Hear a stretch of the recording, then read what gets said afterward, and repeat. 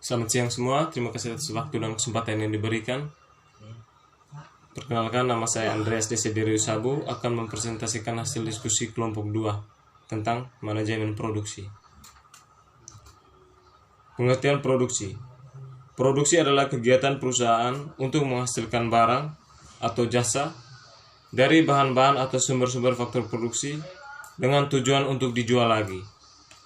Ada beberapa proses produksi menurut pembagian yang macam-macam digolongkan menjadi 4 golongan, yaitu yang pertama sifat produk, kedua tipe proses produksi, 3 berdasarkan manfaat yang diciptakan, 4 teknik proses produksi. Jadi untuk menghasilkan barang-barang dan jasa, perusahaan menggunakan sebagai sumber daya. Sumber daya harus dikelola dengan secara optimal dalam bentuk tentukan lokasi yang tepat, mencari sumber bahan baku, daerah konsumen, mengatur penempatan mesin, merencanakan proses produksi, menjaga pekerjaan lain yang bersifat teknis dalam pabrik. Golongan proses produksi. 1. Sifat produksi. Hal ini biasanya dibedakan apakah produk yang akan diproduksikan mencerminkan sifat khusus dari konsumsi pembeli ataukah produk yang akan diproduksi merupakan produk standar yang didasarkan pada keputusan perusahaan. 1. Produk spesifik. Pembeli menginginkan adanya spesifikasi tertentu dari suatu produk. Misalnya, produk mebel, pakaian, dan sebagainya. Kedua, produk standar.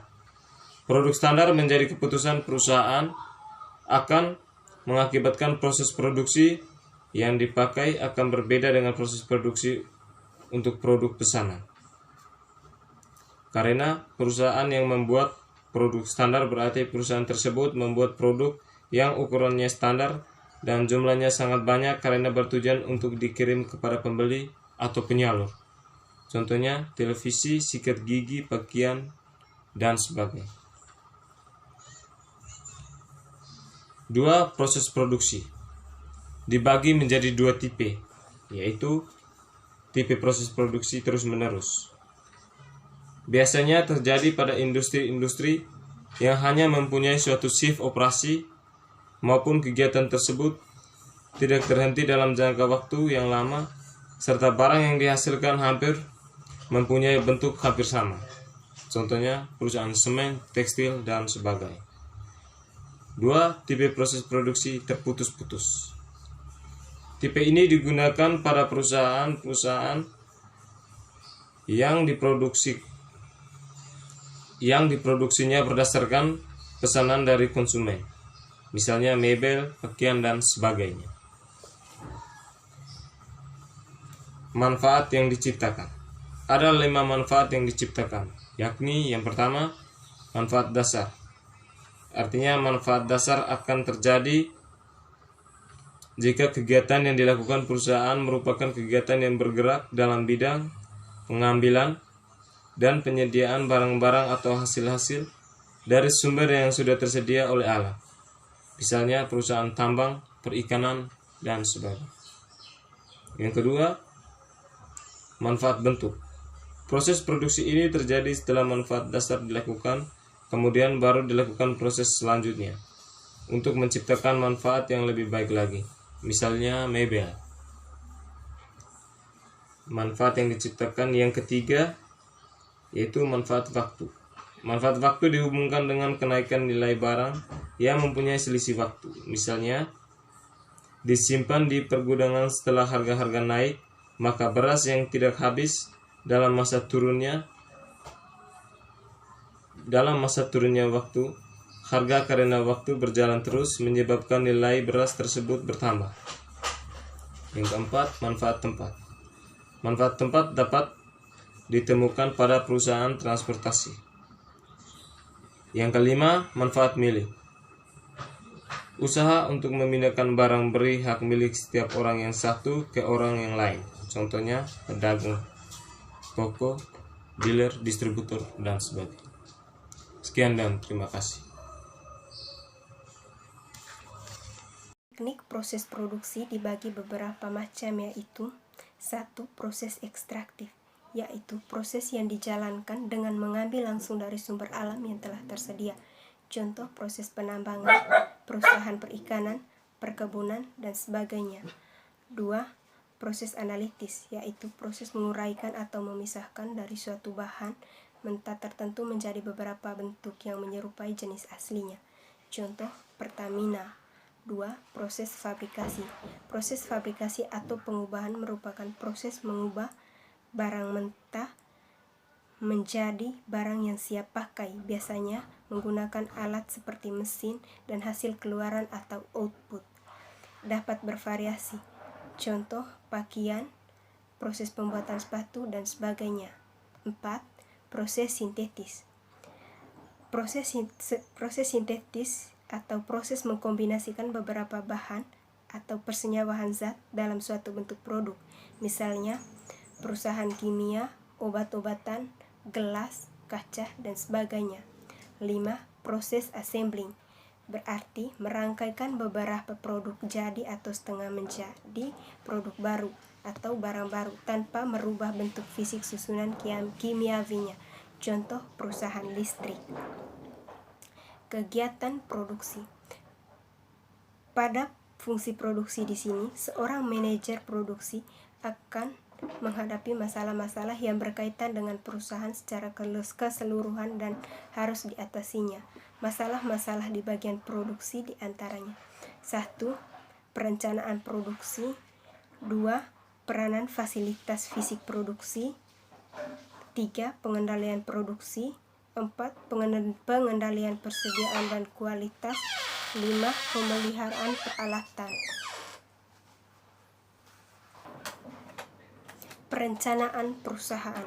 Perencanaan produksi adalah suatu proses kegiatan dan pengembangan produk baru maupun produk lama yang nanti akan dan telah diproduksi di perusahaan. Faktor-faktor yang perlu dipertimbangkan dalam perencanaan produk adalah sebagai berikut. 1. Manfaat produk bagi konsumen. 2. Permintaan pasar. 3. Potensi pasar. 4. Kemungkinan pengembangan produk di masa yang akan datang. 5. Kekuatan persaingan dan sebagainya. Adapun keputusan-keputusan yang menyangkut kegiatan produksi berkaitan masalah-masalah pokok yang meliputi 1. Jenis barang yang akan dibuat, misalnya desain, metode pembuatan barang. 2. Jumlah barang yang akan dibuat. 3. Penentuan peralatan yang akan. Perencanaan fasilitas fisik produk adalah merupakan suatu proses integrasi di mana suatu aspek produktivitas harus dipertimbangkan dengan masak, misalnya gedung, tempat bekerja, mesin, dan sebagainya. Aspek-aspek perencanaan fasilitas fisik perusahaan terdiri dari 1. Penentuan lokasi perusahaan. 2. Bangunan. 3. Perencanaan tata letak fasilitas produk. 5. Perencanaan lingkungan kerja. Baik, terima kasih atas kesempatan yang diberikan kepada saya dari kelompok kedua untuk menjelaskan tentang pengendalian produksi. Pengendalian produksi adalah berbagai kegiatan dan metode yang digunakan oleh manajemen perusahaan untuk mengolah, mengatur, mengkoordinir, dan mengarahkan proses produksi atau peralatan, bahan baku, mesin, dan tenaga kerja di dalam suatu arus aliran yang memberikan hasil dengan jumlah biaya yang minimum mungkin dan waktu yang cepat mungkin. Pengendalian produksi dapat dilakukan dengan cara A. Order control. Perusahaan yang beroperasi berdasarkan pesanan dari konsumen sehingga kegiatan operasionalnya juga tergantung pada pesanan tersebut. Flow control. Perusahaan yang beroperasi untuk menghasilkan produk standar sehingga sebagai produk merupakan produk untuk persediaan dalam jumlah besar. 4. Pengendalian persediaan dan kualitas. Pengendalian persediaan bahan baku. Dengan adanya pengendalian bahan baku, perusahaan akan berusaha untuk menyediakan bahan baku yang diperlukan dalam proses produksi semakin rupa agar berjalan dengan lancar tanpa terjadinya kekurangan atau kelebihan persediaan. Ada satu cara untuk menentukan beberapa sebenarnya jumlah bahan baku yang perlu disediakan perusahaan dengan biaya paling minimum atau dalam arti menguntungkan perusahaan. Cara adalah menggunakan analisis ekonomikal order unit. Dengan kata lain, perusahaan akan mempunyai persediaan yang paling menguntungkan jika melakukan persamaan yang ekonomis. Faktor-faktor yang mengetahui logik adalah sebagai berikut: jumlah kebutuhan bahan baku per tahun atau biaya persamaan atau BP, biaya penyimpanan BPJS, harga bahan baku atau H. B. Pengendalian kualitas atau kualitas kontrol. Pengendalian kualitas merupakan suatu proses untuk menentukan barang-barang yang rusak dan diusahakan dikurangi serta mempertahankan barang-barang yang sudah baik, kemudian mengontrol agar hasil produksi di waktu yang akan datang tidak lagi mengalami penurunan kualitas atau kerusakan. Pengendalian kualitas baik untuk proses produksi yang berlangsung secara terus menerus ataupun proses produksi yang terputus relatif lambat, di mana di dalamnya mempunyai kegiatan sebagai berikut. 1.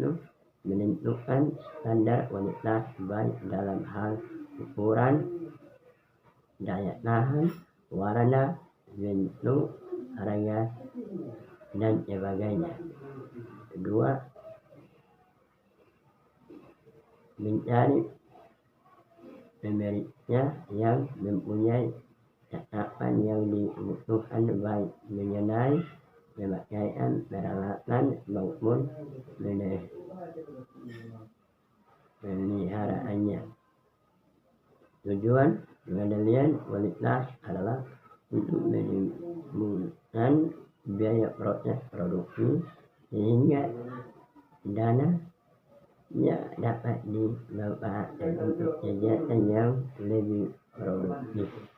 5. Pengendalian biaya dan pemeliharaan. Pengendalian biaya produk ini dilakukan untuk mengetahui beberapa besar volume penjualan yang menghasilkan keuntungan, kerugian, atau hanya cukup untuk menutupi biaya total yang telah dikeluarkan perusahaan. Cara untuk menganalisis seluruh biaya yang diperlukan. WEP sama dengan F-nya per PE, P kurang F, di mana WEP atau I jumlah untuk yang dihasilkan atau pendapatan perusahaan yang cukup untuk menutup biaya keseluruhan ini sama dengan biaya tetap atau itu di variabel biaya variabel sama dengan harga. Biaya tetap adalah biaya yang besar kecilnya tidak terpengaruhi oleh jual barang yang diproduksikan. Dana dapat berubah persatuan dalam batas harga tertentu. Contoh gaji tenaga kerja, biaya pemeliharaan gedung, biaya bunga, biaya hewan, dan lain-lain. Biaya variabel adalah biaya yang besar kecilnya tergantung oleh jumlah barang yang diproduksikan perusahaan secara keseluruhan, jumlah total, tetapi keseluruhan unitnya tetap. Contoh biaya bahan baku, biaya bahan penolong, dan sebagainya. Yaitu pemeliharaan dan penggantian fasilitas produksi dilakukan dalam rangka mempertahankan tingkat produktivitas mesin dan peralatan.